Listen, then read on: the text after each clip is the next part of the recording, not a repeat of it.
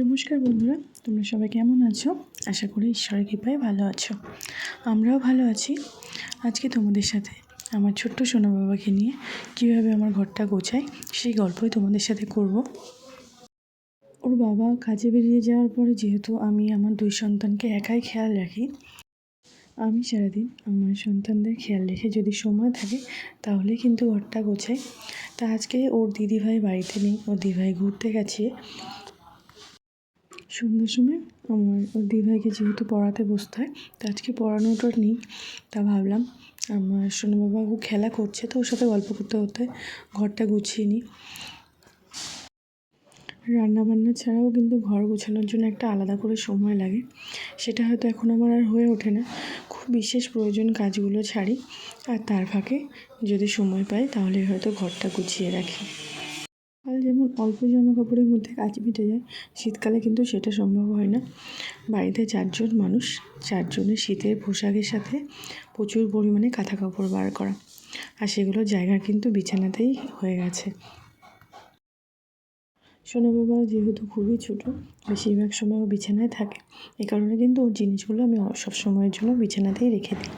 3টে ব্যাগ করে নিয়েছি ব্যাগের জামা কাপড়ের জন্য। একটাতে ওর ছোটো প্যান্টগুলো থাকে, একটাতে কাঁথা কাপড়, আর একটাতে ওর জামাগুলো রেখে দিই, যাতে সব কিছুর সাথে মিশে না যায় আর আমার খুঁজতে না অসুবিধা হয়। এই কারণে ওর ছোটো ছোটো জামা কাপড়গুলো একটা ভাগ ভাগ করে রেখেছি। আমার যখনই প্রয়োজন হয় না কেন, তখন যেন আমি খুব সহজেই আমি পেয়ে যাই। ও কিন্তু একা একা একদমই থাকতে চায় না, ও যতটা সময় জেগে থাকে ওর কাছাকাছি আমার থাকতেই হয়।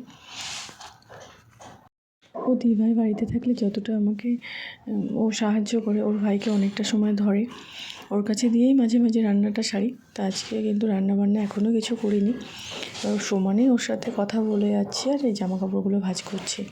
রান্নাটা ভাবছি ও ঘুমালেই করব, কিন্তু ওর ঘুমটা প্রচণ্ড পরিমাণে কম। ও ঘুম পাড়ালে মোটামুটি 10 থেকে 15 মিনিট ঘুমাবে, এর বেশি কিন্তু ঘুমাতে চায় না। মোটামুটি আমি যদি ভাবি একটা কাজ শেষ করব ওকে ঘুম পাড়িয়ে, যদি আমি ভেবেও থাকি যে না ও ঘুমালে এই কাজটা করব, সেটা একেবারেই অসম্ভব। ও যেটুকু সময় ঘুমায় না, একটা কাজ কেন, ওই কাজের অর্ধেকটা কাজও আমি সেরে ফেলতে পারি না। কালকে তো কী হয়েছে, রাত্রে রুটি হবে, তার জন্য ভাবছিলাম বেগুন ভাজা করব। তা ও মোটামুটি ওকে আমি ঘুম পাড়িয়ে রান্নাঘরে গেছি, বেগুনটা ফ্রিজ থেকে বার করে কেটে নুন হলুদ মাখিয়ে বেসিনে কিছু বাসন ছিল, ভাবছি এগুলো মেজে রান্নাটা বসাবো। সবে বেগুনটা কেটে মাখিয়ে রেখেছি নুন হলুদ, আর বাসনটা মাজা শুরু করেছি। 3টে থেকে 4টে বাসন মেজেছি, সাথে সাথে উঠে গেছে। বাসনটাও আমার ধোয়া হয়নি, আমার ঘুমটা ঠিক এইটুকু সময়। মোটামুটি আমার ফ্রিজ থেকে রান্নাঘরে সবজি বার করে কাটাকুটি একটু, আর বেগুন কাটতে তো খুব বেশি সময় লাগে না ভাজা করলে, আর মোটামুটি বাসনটাও ধুতে পারিনি, এতটা পরিমাণেও কম ঘুমাই। যেটুকু সময় ঘরে কাজ করছি না, সমানে ওর সাথে বকে যাচ্ছি।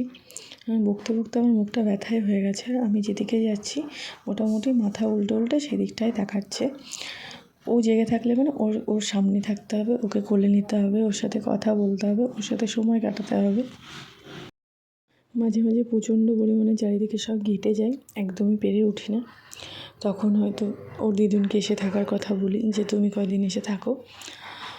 সেটা হয়তো মায়ের অসুবিধা হলেও মা আমার কাছে এসে থাকে, এবং তখন একটু হলেও নিজে একটু রেস্ট নিই।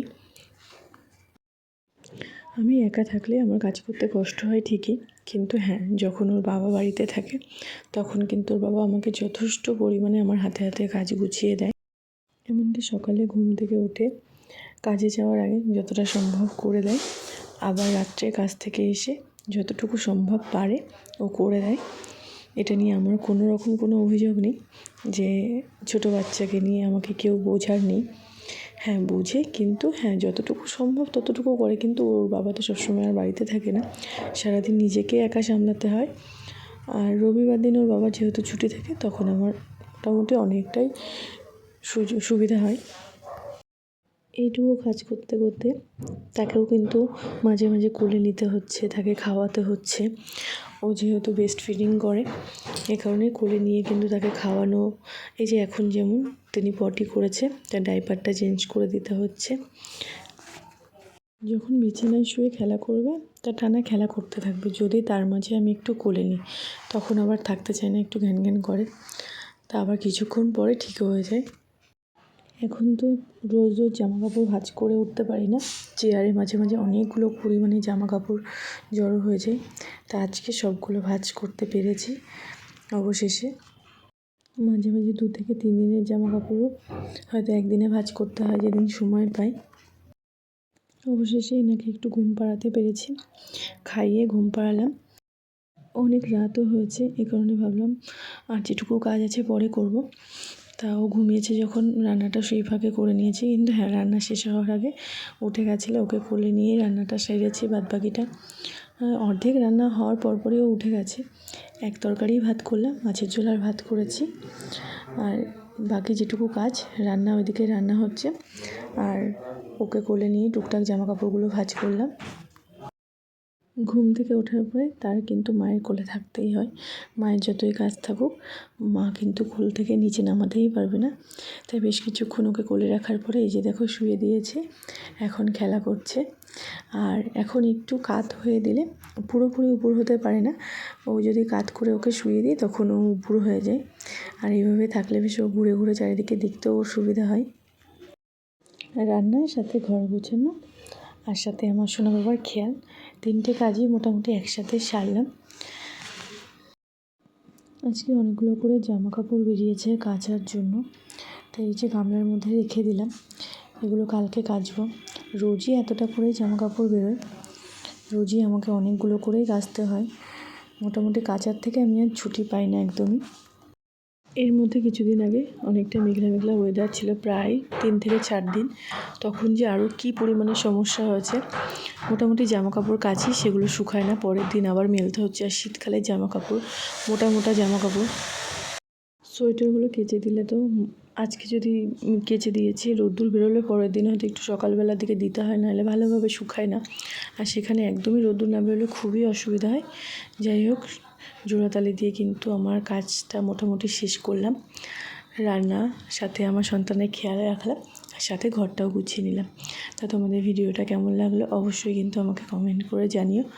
জানি মোটামুটি খুব ভালো একটা গোছাতে পারি না। আর এখানে চেয়ারের মধ্যে কিছু জামা কাপড় ভাঁজ করে রেখেছি।